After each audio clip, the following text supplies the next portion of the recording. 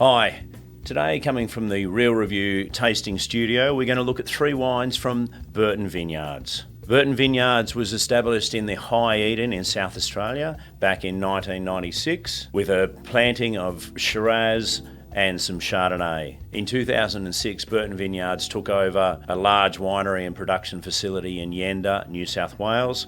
Yenda is at the heart of the Riverina wine region, and now that is their main home. But the vineyards from South Australia are still an integral part of their wine production. First up, we're going to try the Berton Vineyards Reserve Barossa Shiraz 2020. Barossa is synonymous with Shiraz, it goes hand in hand, and I'm expecting, being that it's the 20 vintage, it's a good year, this should be a really nice wine.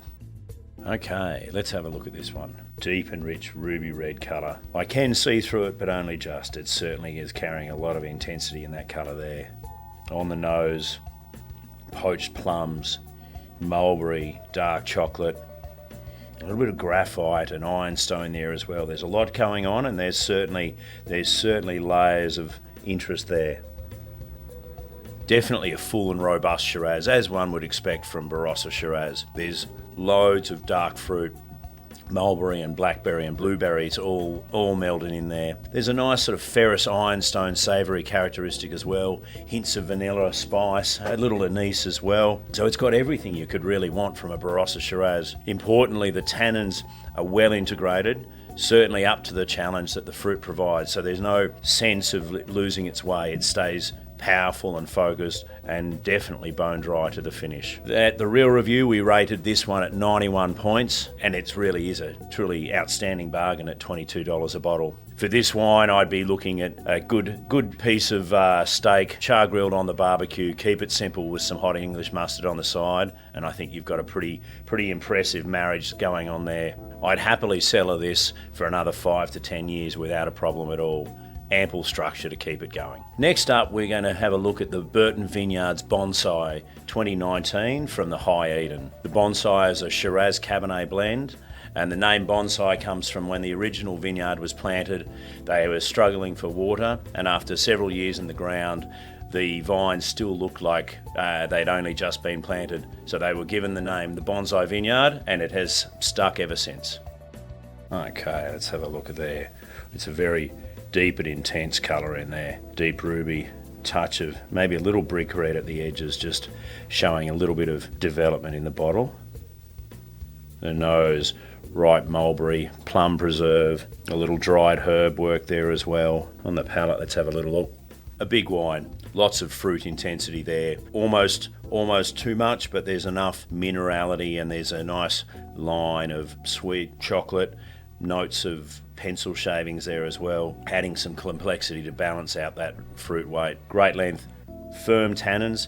There's a little bit of saline minerality coming in at the back to a long finish, quite well focused and a little narrowed at the end. The Real Review, we rated this wine at 88 points. I'd be looking at a roast leg of lamb or something similar to make the most of those big tannins that are in there. I would say this one's going to easily sell it for another 5 or 6 years, up to maybe 8 or 10 years as well. And for our third wine from Berton Vineyards, we're going to have a look at the 2019 Botrytis Semillon from the Riverina. Botrytis Semillon from the Riverina is understandably world famous, producing some of the great stickies from the Australian wine landscape. Okay, let's have a look there. What a magic colour, that really bright straw gold just shining through the stem. Rich heady nose, dried apricots, honeysuckle and warm caramel notes all lifting from the glass. A nice bit of orange peel there as well, adding a bit of freshness and vitality along the way. Oh, a delicious sticky. It's got that lovely richness of apricot and mandarin, there's orange peel and a sweet caramel note in there as well. But there's a line of almost lemon zest citrus which gives it lift and freshness, and through the middle carries very long. There's all the things you're looking for in a dessert style wine. It's not too heavy, it doesn't sit too rich and cloying. There's obviously ample sweetness there, but it's not been overdone. There's an ease and a calmness as it flows very long, and still finishes with a freshening hand of acidity, just cleaning up that end very well. A really lovely wine. At the Real Review, we rated this wine at 95 points. This wine is already 5 years old, so it's drinking beautifully now, but I wouldn't have any hesitation to sell it for another 10 years or more.